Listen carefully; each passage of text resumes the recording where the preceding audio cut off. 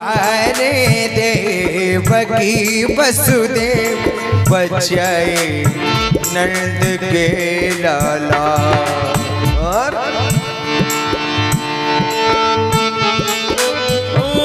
बचाई लाज द्रौपदी की, खिंची न 5 गज साड़ी, खिंची न 5 गज साड़ी। वो साड़ी याद आती है, वो साड़ी याद आती है, वो साड़ी याद आती है, वो साड़ी याद आती है। सुन सुन मुरली ना बजा, सुन कन सुन मुरली ना बजा, मुरली याद आती है, वो मुरली याद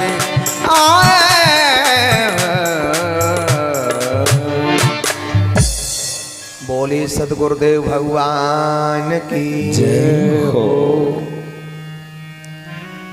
हे प्रभु तुम तो तुम ही हो, तुमसे निराला कौन है, जो भेद पाले आपका स्वामी पाने वाला कौन है। कि सीताराम बोलो सहारा मिलेगा, सीताराम बोलो सहारा मिलेगा, सीताराम बोलो सहारा मिलेगा, सीताराम बोलो सहारा मिलेगा, सीताराम बोलो सहारा मिलेगा, राधे श्याम बोलो किनारा मिलेगा, राधे श्याम बोलो किनारा मिलेगा, राधे श्याम बोलो किनारा मिलेगा। हाँ मेरे भाई बहन, चले अपने मन की डोर ठाकुर जी के चरणों में जोड़ दें। श्री सुखदेव जी वर्णन कर रहे हैं, परीक्षित जी ने यह प्रश्न किया है, गुरुदेव मैं कोई तर्क तो नहीं करना चाह रहा हूं, क्यों मैं जानकारी के लिए प्रश्न करना चाह रहा हूं। बोले पूछिए कि समः प्रिय श्रुतम ब्रह्मणम भूतानां भगवान स्वयं, इंद्र सार्थे कथम दैत्या नवदीदम विषमो यथा। भगवान की दृष्टि तो सम होनी चाहिए, परीक्षित जी का प्रश्न है, क्योंकि देवता दैत्य सब उन्हीं की संतान है। फिर भगवान ऐसा भेदभाव अपना लेते हैं कि देवताओं की सहायता करते हैं और दैत्यों का वध करते हैं, और दैत्यों का वध करने के लिए कभी सूर का रूप धारण करते हैं, कभी नरसिंह रूप धारण करते हैं। ऐसा क्यों करते हैं? तो श्री सुखदेव जी कहते हैं, राजन भगवान की दृष्टि तो समय है, हमारे चिंतन की पद्धति भिन्न होगी तो हमारा मोक्ष मार्ग भी भिन्न हो जाएगा। चलिए आज श्री सुखदेव जी बता रहे हैं, राजन परीक्षित तुमने कहा कि भगवान ने नरसिंह रूप धारण किया, विशेष कारण है क्या कि भगवान ने जब हिरण्याक्ष का उद्धार किया सूकर रूप लेकर, तो हिरण्याक्ष के जो भाई है हिरण्यकश्यपु, उनको बड़ा विद्वेष हुआ। उन्होंने सोचा कि यह नारायण ने मेरे भाई का वध किया, मैं अपने भाई का बदला लूंगा, लेकिन ब्रह्मा जी से पहले अजर अमरता का वरदान प्राप्त कर, वरदान प्राप्त करूंगा। मंदराचल पर्वत पे जाकर तपस्या की, ऐसी तपस्या की कि शरीर पर दीमक की मिट्टी चढ़ गई। तब ब्रह्मा जी ने कहा कि वर मांगो, वर मांगो। तो महाराज इतने वरदान मांगे ढेर सारे, पहले तो भगवान से कहा कि मुझे अमर बना दो। ब्रह्मा जी ने कहा कि ये तत्व तो हमारे पास भी नहीं है, और कुछ मांगो तो कि इतने वरदान मांगे कि दिन में मरूं, रात्रि में मरूं, भीतर मरूं, बाहर मरूं, ऊपर मरूं, नीचे मरूं, अस्त्र से मरूं, न शस्त्र से मरूं, मनुष्य से मरूं, न पशु से मरूं, 12 महीना में नहीं मरूं, XYZ कुछ छूट गया हो तो ब्रह्मा जी की बनी हुई किसी चीज से नहीं मरूं। ब्रह्मा जी कहते हैं अरे भाई बस कर, तेरे जैसा वरदान मांगने वाला मैंने पहली बार देखा है, पर तुम्हारे जैसा वरदान मांगने वाला पहली बार देखा है, तो मैंने तपस्वी भी पहली बार देखा है। जा तूने मांगा वो मैंने तुझे दिया, तुझे दिया। घर आ गए वरदान पा करके।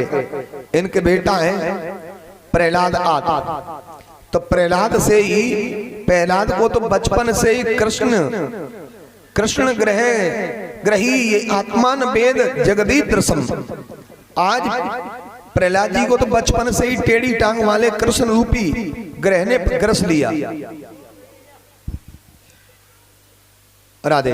तो देखिए ये 9 ग्रह किसी पे टेढ़े हो जाए, 9 ग्रह टेढ़े हो जाए तो ब्राह्मणों से शांति पाठ करा दो तो 9 ग्रह शांत हो जाते हैं।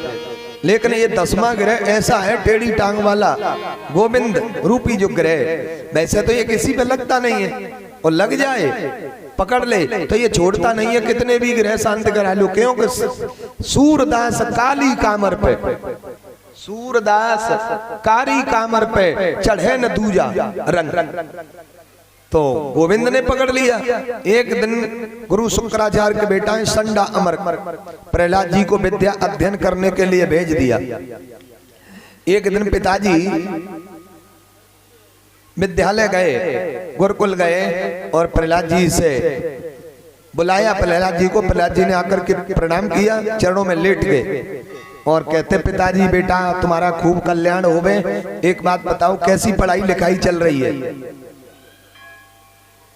बोले पिताजी बहुत अच्छी। कि अच्छा तो गुरुजी ने तुम्हें कोई बढ़िया सा पाठ पढ़ाया है? बोले हाँ गुरुजी। बोले हमें सुनाए पिताजी ने कहा। तो प्रहलाद जी कहते पिताजी हाँ, कि आप ये पूछ रहे हो तत्साधु मन्ने असुरवर देहिना सदा समुद्र दियामसद्रहात हेत्वात्मातम गृहमंद कूपम वनम गतो यद्रमाश्रयेत। प्रहलाद जी कहते हैं पिताजी ये ग्रस्त जीवन एक अंधकूप के समान है।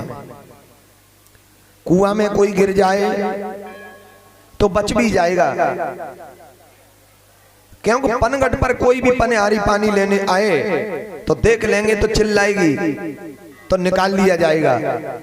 लेकिन जंगलों में कुआं है, वहां पर कोई जाता है और वहां गिर जाए तो वहां कोई निकालने वाला नहीं है। तो पिताजी ये संसार तो एक कुआं के समान है। तो समाधान क्या है? वनम वृंदावनम गत यत श्री हरि। शंका का समाधान यह है, छोटा सा बेटा अपने पिताजी को समझा रहा है कि पिताजी भक्ति के वन में चलो और भगवान के नाम का आश्रय ले लो। जय श्री राम। उठा करके प्रहलाद को धरती पे पटक दिया है दुष्ट। गुरुजी को बुलाया, देखना है ये बच्चा क्या मुझे पढ़ा रहा है, क्या सुना रहा है, क्या पढ़ाया है तुमने? गुरुजी बोले कि ये पाठ तो हमने पढ़ाया ही ना है, ले जाओ ढंग से पढ़ाना। फिर ले गए विद्यालय।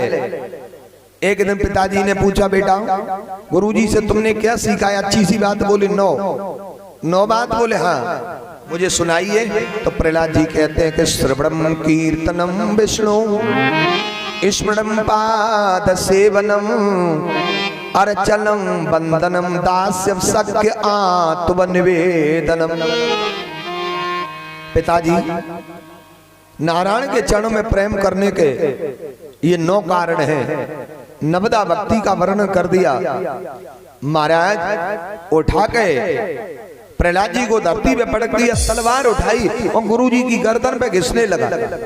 गुरुजी कहते हैं महाराज चाहे जाकी सौगंध खवा लो, गंगा जली उठवा लो, हमने ना जाको पढ़ायो, जो तो जहां से आए हो वहीं से पढ़ो पढ़ायो आए हो, हम ये क्यों पढ़ाएंगे? अरे हमारा तो विद्यालय सरकारी है, जैसा सरकार का आदेश होगा वैसे टीचर पढ़ाएंगे। हम अपनी तरफ से कोई पाठ क्यों पढ़ाएंगे?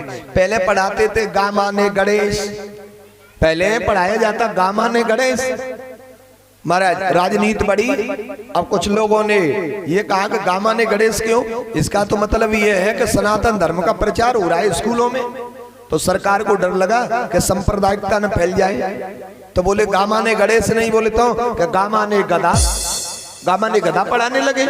हम अपनी तरफ से क्यों पढ़ाएंगे? बोले ठीक है। तो मेरे भाई बहन, प्रहलाद जी को काल कोठरी में भूखा रखा, विषैले सर्पों में छुड़वाया, अग्नि में जलाया, लेकिन प्रहलाद जी कहते पिताजी मैं नारायण को भूल नहीं सकता।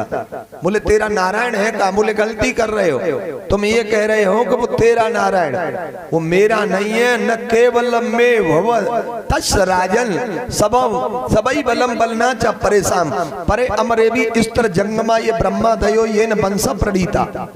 पिताजी वो नारायण मेरा नहीं है, वो सर्व अंतर्यामी है, तो कि मुझे तो दिखाई नहीं दे रहा है। बोले तुम्हें इसलिए नहीं दिखाई दे रहा है पिताजी, तुम्हारी आंखों के सामने एक काला पर्दा है। काला पर्दा काय का है? अभिमान का। जब आदमी के सामने अभिमान आता है तो ऐसा अंधा हो जाता है कि फिर उसे अच्छा बुरा